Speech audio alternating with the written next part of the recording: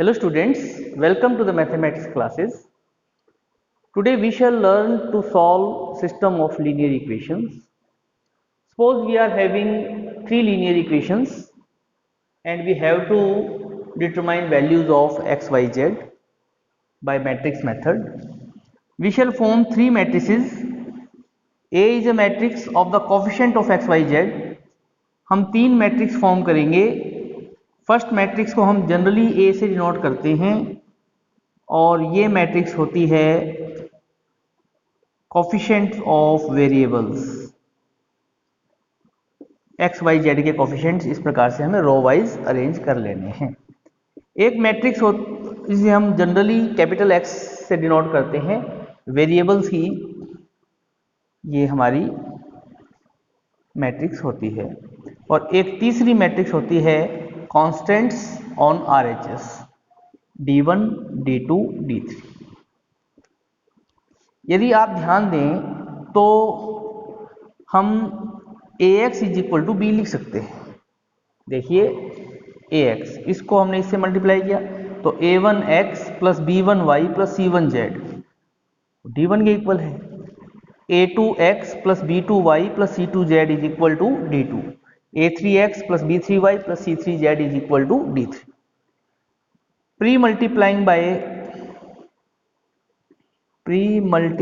by a inverse on both sides.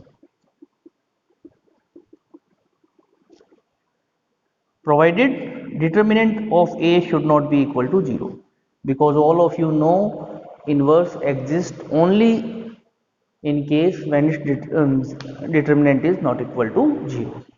So a inverse multiply by a, it will leave x on LHS. x is equal to A inverse b और हमें x matrix ही निकालनी है तो हमारा एक formula आ गया matrix x is equal to A inverse B. इसका प्रोसीजर क्या रहेगा हमारा? फर्स्ट स्टेप हमारा रहेगा find determinant of A. Second, if determinant of A is not equal to 0, system is consistent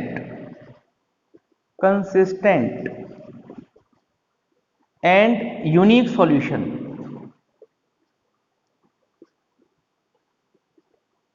determinant of A 0 के equal नहीं है तो ए इनवर्स निकालेंगे हम. ए इनवर्स को बी से मल्टीप्लाई करेंगे तो हमेशा ही हमारे पास एक यूनिक सॉल्यूशन आएगा. If determinant of A is equal to 0, find adjoint of a multiply by b. अभी हम समझेंगे इस बात को कि adjoint of a dot b हमने क्यों निकाला है. 4, if adjoint of a dot b is not equal to 0, system is inconsistent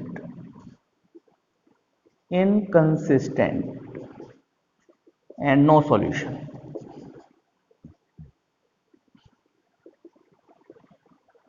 और फिफ्थ पॉइंट के रूप में हम लिख सकते हैं कि if adjoint of a dot b is equal to 0, system is again consistent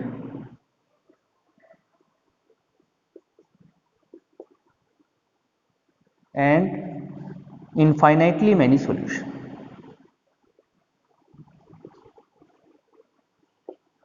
Difference between second point and fifth point. In both the cases system is consistent because we are having solution, but in this case when determinant of a is not equal to 0, system is consistent with unique solution, and when determinant of a is equal to 0 and second of the term condition adjoint of a multiply by b is equal to 0, then system is consistent and with infinitely many solutions. Actually you know x is equal to a inverse. What is a inverse? Adjoint of a divided by determinant of a. Now we come to know when determinant of a is equal to 0, we want to find out adjoint of a multiply by b. We want to see whether this form is 0 upon 0 or something upon 0. When it is something upon 0, then no solution. If it is 0 upon 0, then it is very much chances that solution, there are many solution of the equations and system is consistent. इस case में x y Z की value निकालने के बाद हमें verification करनी चाहिए कि वास्तव में system is consistent with infinitely many solutions. There is a little chance when we are having adjoint of a dot b is equal to 0 and still there is no solution. There are some chances of it, but we should verify it and confirm ourselves whether when adjoint of a dot b is equal to 0, then system is consistent or not. If it is consistent, then it will be consistent with infinitely many solutions. There will be so many values of x, y, z satisfying the system. Let us consider equation 5x minus 7y is equal to 2, 7x minus 5y is equal to 3.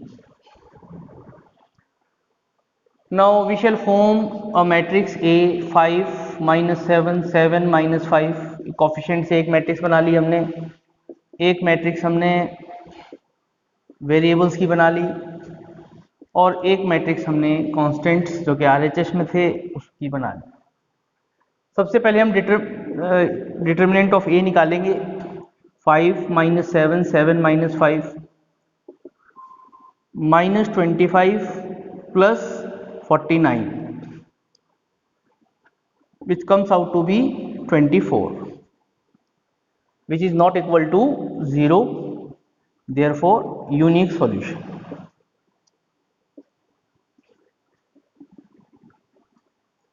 System is consistent with unique solution. Adjoint of A, we can find out adjoint of A directly because matrix is of order 2 by 2. Minus 5 and 5 diagonal elements exchanged, minus 5 here, 5 here, and change the sign of other elements. Adjoint of A inverse is equal to adjoint of A divided by determinant of A. 1 upon 24 minus 5 minus 7 7 5. Now X formula is X matrix is equal to A inverse B. A inverse, what is A inverse? A inverse is 1 upon 24 minus 5 7 minus 7 5, and B matrix is 2 3. 1 upon 24 minus 5 multiplied by 2 minus 10 plus 7 multiplied by 3 21 minus 7 multiplied by 2 minus 14 plus 15. X matrix, what is X matrix? A column matrix with its elements x and y. 21 minus 10 11, 15 minus 14 1. Comparing the elements,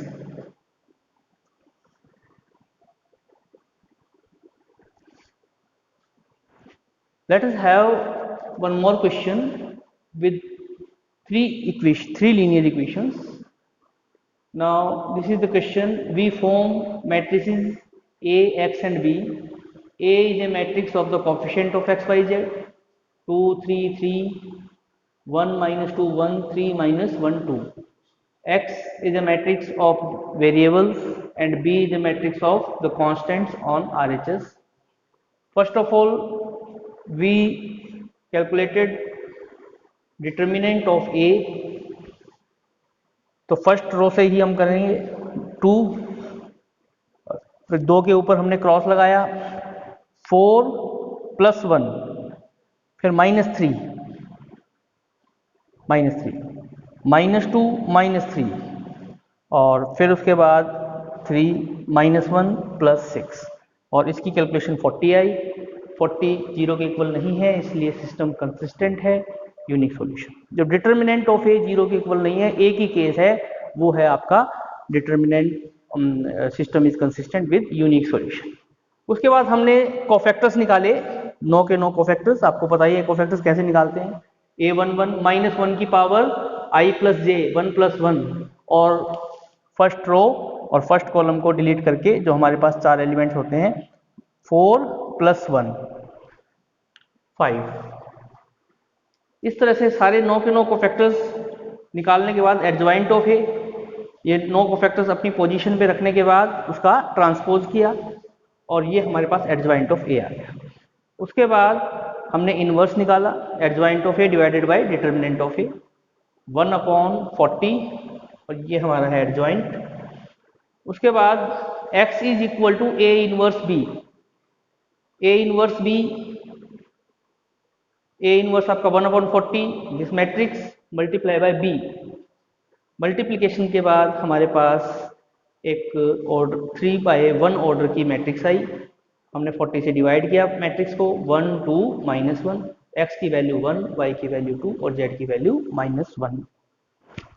आइए एक question और लेते हैं। हमारे पास ये 3 equations हैं, हमने a, x और b मैट्रिक्स ली। डिटर्मिनेंट ऑफ a 0 आ गया। डिटर्मिनेंट ऑफ a 0 आ गया तो यूनिक सॉल्यूशन तो नहीं है, ये क्लियर हो गया। Either it is a case of no solution और इनफाइनाइटली मेनी सॉल्यूशन। अब वो कैसे पता चलेगा? Adjoint of a multiply by b। Adjoint of a कैसे निकलता है? 9 के 9 कोफैक्टर्स निकाले हमने, ये 9 कोफैक्टर्स प्लेस करके इसका ट्रांसपोज किया, एडजॉइंट ऑफ a आ गया।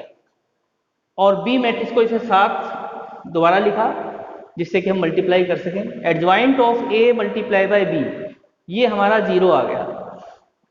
यदि ये 0 नहीं आता, क्वेश्चन यहीं खत्म हो चुका होता, यूनिक नो सॉल्यूशन और क्वेश्चन एंड हो।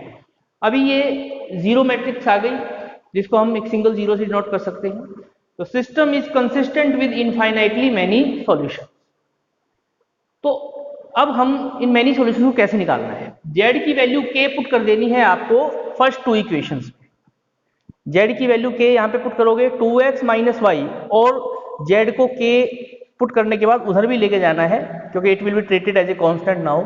2x - y is equal to 5 - 3k। 3x + 2y is equal to 7 + k। ये 2 इक्वेशन हमारी बन गई। अब इन दोनों इक्वेशन को आपने सॉल्व करना है। सॉल्व करने का तरीका आपका मैट्रिक्स मेथड भी हो सकता है और जो आपने 10th क्लास तक सीखा है वो भी मेथड आप ले सकते हो। जैसे एलिमिनेशन मेथड से हम यहाँ पर हमें दिखाई दे रहा है कि 2 से मल्टीप्लाई हो जाए तो ये दोनों इक्वल हो जाएंगे। तो हमने इक्वेशन 1 को 2 से मल्टीप्लाई किया और इक्वेशन 2 को 1 से मल्टीप्लाई किया। 4x - 2y is equal to 10 - 6k और second equation as it is हमने लिख दी। ऐड किया तो 7x is equal to 17 - 5k। x is equal to 17 - 5k upon 7। x की वैल्यू हमने फर्स्ट इक्वेशन या सेकंड इक्वेशन में पुट करनी है, उससे हमारे पास y की वैल्यू आ जाएगी 11k - 7, 11k - 1 अपॉन 7। अब हमारे पास तीनों वेरिएबल्स की वैल्यू है k की टर्म्स में और हमें इसे वेरीफाई करना है। वेरिफिकेशन वो कहां से होगी? वो थर्ड इक्वेशन से होगी जिसको हमने यूज ही नहीं किया है k की टर्म्स में वैल्यू निकालने के लिए।